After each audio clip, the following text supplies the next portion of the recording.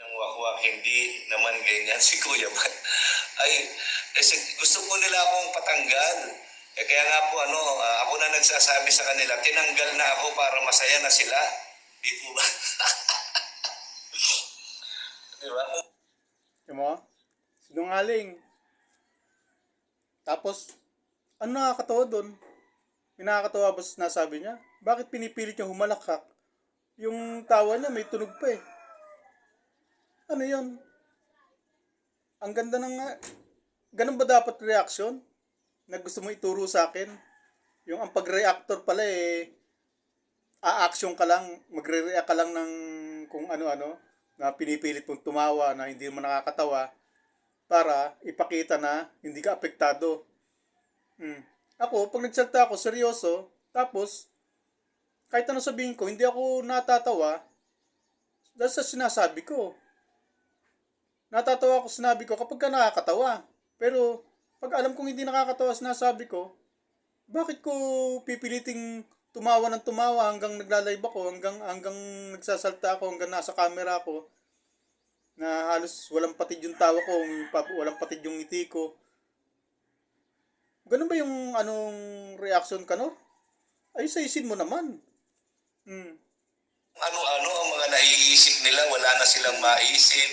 Meron na naman mga bago na, alam mo ba to, alam mo ba to? Ba't hindi mo tanungin kung sino yung nagsasalita? Nagdudunong-dunungan. Ano? May nakakatawa sinabi, humalakak pa. Ewan ko sa'yo, Kanor. Galing mong reactor, ha? Sabi, wala raw kalam-alam. Pag reactor, nagpipilit daw ako magiging reactor. Tapos, siya, ganyan, ganyan pa rin tunay na reaction. Anak ka ng tatay mo, kaya pala hanggang ngayon, hilahod ang channel mo eh. Wala kang kakwenta-kwenta, Kanor. Anak ka ng tatay mo. Ganun mo mag-reaction? Ha, Kanor? Yung tatawa ka sa hindi naman nakakatawa. Ano nakakatawa doon sa sinabi mo? Bakit palahalak ka pa? Si Kunyang, ibang klase naman. Ang reaction, puro anong reaction nyo na mamasingganin ka lang nga, rarating ka lang ng sunod-sunod, dikit-dikit na pambabalaw. Puro trash talk ang ginagawa. Basura, pinagsasabi. Napsusunod-sunod niya yon. Pero yung araw at gabi, hapon at umaga, nalilito siya. Pero pag rumatsyada ng ng mga mura at saka mga kung ano-anong katarantaduhan na salita, tuloy-tuloy, walang patid, ratsyada. Wala nang isip-isip kasi nakaprogram na yung isip nila sa ganun eh. Kada magsalta isang salita na may kasunod kaagad na mura. May kasunod kaagad na katarantaduhan salita. Ganyan sila. Yan ang matunay na reactor daw. Na gusto kong gusto nila ituro sa akin. Dahil si Raw ay magaling na reactor. Ako daw ay walang kamuang-muang. Hindi raw ako marunong mag-reactor. Pero, sino kaya sa amin? Bakla raw ako. Ako, hindi ako nag-aasak sa basta-basta. Sabi ko, sangkay, lalambot-lambot. Pero si Kunyang, mukha talagang yun. Mukha talagang baklang nagparitoke, naging babae. Kasi, yun ang sabi. Hindi ako, Dinig-dinog ko lang yun. Alam mo yung social media. Kung ano yung narinig ko sa social media, yun din ang sasabihin ko. Diba? Seryoso yung pagsasalita. Kala mo correct. Gisa Bicolana, shout out Gisa Bicolana. 32 live viewers, mega loud shout out po. Yan mga kalingat, mga ate, mga kuya, yan mga ka-Ed Pao dyan, mga ka-Edsy, mga ka-Jomcar, ka-Danjoy, yan ka-Cedros, yan kung sino-sino pa mga love team, yan shout out po sa inyong lahat. Nandito po. Yun naman pala, Kanor. Ang dami-dami mong susuporta, ang dami-dami pwede i-content. Bakit kasi pinakialaman nyo pa yung bahay ni Reyna? Kasi sa mga content mo na yan, pag yan ang kinontent mo, wala panis ka. Ang dami-dami dami-dami niyang binabanggit. Pero, bakit pinakialaman ang bahay ni Reyna? Ano dahilan? Bakit sumisiksik silang pilit kay Reyna? Kasi nga, salad ang hilahod ang views nila kapag ka sila lang doon. Eh ngayon kaya lang dumidistansya yun eh. Kay Reyna kasi wala eh. Na kumbaga sa talo eh. Hmm. Kaya kumbaga sa muna eh, umatras muna. Dahil yung pagsugod nila noon, nasagkaan. Hmm. Ngayon, umatras muna pansamantala. Pero hindi titigil yung mga yan. Pag nakakita ng tiyempo yan, titira na naman yan. Sasalakay na naman yan. Hmm. Ganyan yung mga laro na yan. At hanggat nandirito ako, sasagkain kita, Kanor. Nasabi ko sa'yo. Atras ka, no? Nung lumabas ako, no? Kala mo, atas bakla ako, ha? May nag-comment dito, eh. Kaya yung attention nyo napunta sa nag-comment, eh. Kami ngayon sa Donsol, Sorsogon. Yan, tinanggal na po ako. Nandito na ako sa Donsol, Sorsogon. Oh, di ba? Happy? Happy. Yan, may tinulungan po kami dito sa Donsol, Sorsogon. Yan, si Kuya Bal. Yan, isang estudyante na hindi nakapag-aral dahil Tinanggal daw siya. Hindi naman. Pero pinangangalanda ko siya, tinanggal siya. Para magpaawa ba? Kanor? Style mo, bulok. Tigilan mo, Kanor. Paawa, ipik ka pa. Tinanggal. Tsaka hindi ka naman tatanggalin dyan. Saka nakakita sip-sip, tinanggal. Ang sip-sip, hindi natatanggal yan. Di ba? Tapos, seryoso daw ako. Siyempre, pagka seryosong sasabihin mo, kailangan maging seryoso ka, hindi katulad nito. Wala naman nakakatawa, tumatawa. Tapos seryoso sinasabi, nakangiti.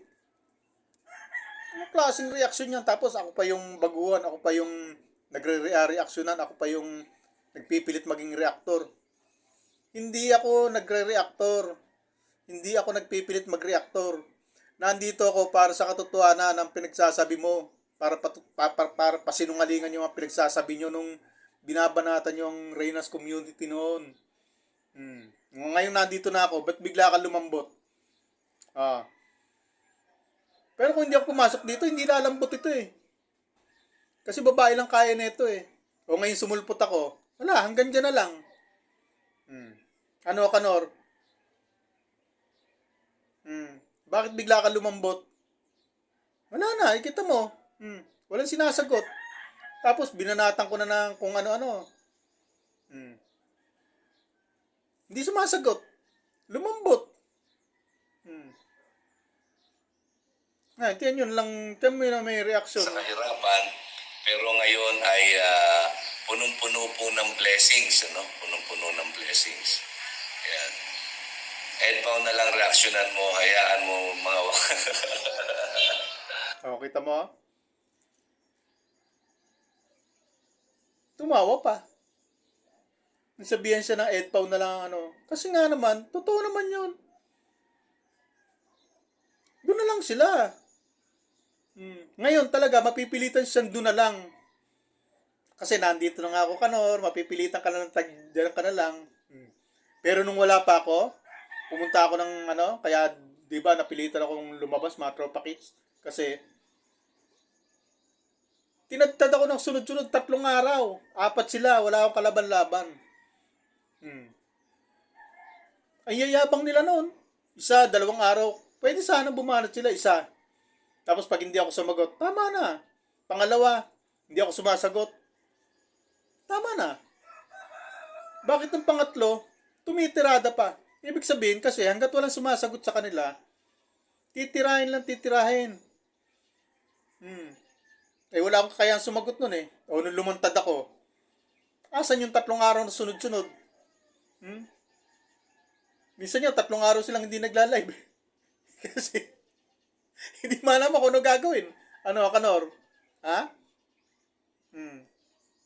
Minsan, charity na lang. Tapos ang views, 250.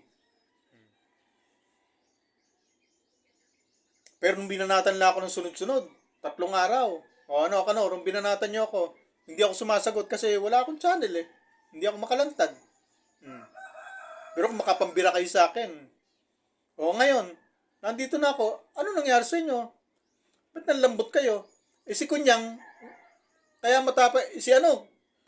si Hasa, binaling sa nakaraan nung banatan ko ng tungkol sa pamilya niya, di ba, binarahura niya pamilya ko, sinabihan na nakaw daw yung pinakakain ko sa yung magnanakaw daw ako, adik, tapos ang pinapakain ko sa anak ko, inutangan.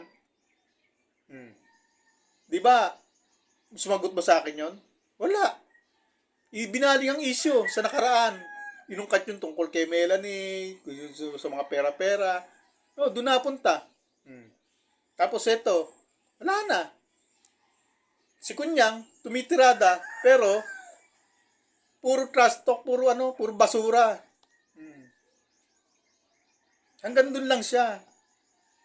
Na puro arte-arte ng mukha niya, Pero napansin nyo kay Kunyang, ito pala, mamaya na to, si Kanur, wala namang kwenta to eh. Lumambot na to eh. Eh si Kunyang, matindi. Matindi repeke. Pero napansin nyo ba? Nung panahon na pinagtatanggol niya si Reyna sa mga kila Ma'am Rowie name, nung lumabas siya, unang kita ko dyan. Kaya nga binansagan siya ng kung ano-ano, di ba dahil sa itsura niya? Yung halos hindi raw naliligo, parang hindi raw siya naliligo. Di ba nung talagang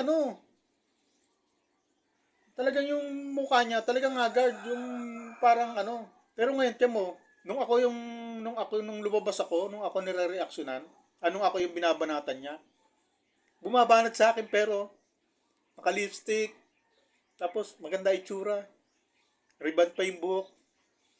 Alam mo, natutulog na yan, nakaupo eh. Di ba ilang araw na, di ba sa diet pa nagpariban dyan? Tapos, hanggang ngayon, hindi natutulog yan nakahiga. Sa totoo lang. Mamaya may prueba ako dyan paano. Kasi, takot siyang matulog ng nakahiga kasi yung buhok niyang riband, magugulo pag nakahiga siya. Siyempre, di ba, malikot siya pag nakahiga. Tutulog o paano. Maiipit yung buhok, magugulo. Kaya yan, natutulog yan, nakaupo. Ganyan, no? Tulog yan, ganyan. Kasi, para hindi maano yung buhok niya, hindi matanggal ang pagkariband. Kasi, hindi pa natatanggal ang pagkariband, o baka nagpariband ulit. Nagustuhan niya ganyang style kasi para pag humarap siya sa akin, maganda siya. Pero dati talaga nung unang kita ko dyan, talagang makita mo talaga yung itsura niya, mukhang hindi naliligo, mukhang hindi nag-aayos sarili. Basta kung lang, halimbawa, nagluluto siya, bagong gising siya, haharap na sa camera yan. Pero ngayon hindi, bago na. Bago humarap sa camera yan si Kunyang, nagkano na. Napansin nyo? Ganda na itsura, tapos pakintat-kintat pa. Papakit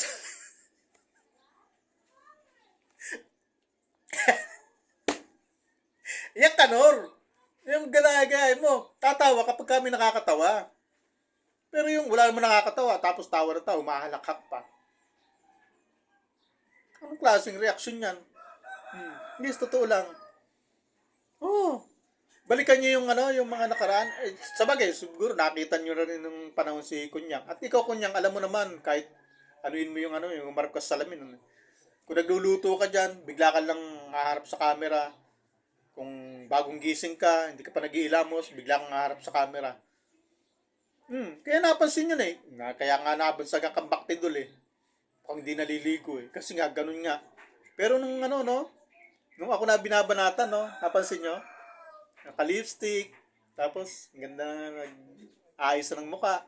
Yung ribbon niya, hindi siya natutulog nakahiga kasi magugulo. Kaya natutulog yan nakaupo. Kasi gano'n ang hipag ko. Yun ang preba ko. Yung hipag ko talaga, pag nagpariban yun, hindi natutulog ng nakahiga yun. Natutulog yun nakaupo. Kaya yung duda ko kay ganun si Kunya, kaya hindi nababago yung ribbon niya. Yun yung pamangkin ng misis ko eh. Kulot yun eh. Nagpariban, na straight eh. Wala pa isang linggo, kulot ulit eh.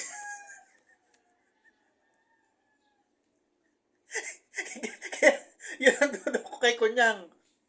Yan. Kanon, ikaw ang mag-aaral sa akin, akong gayahin mo. Babay na.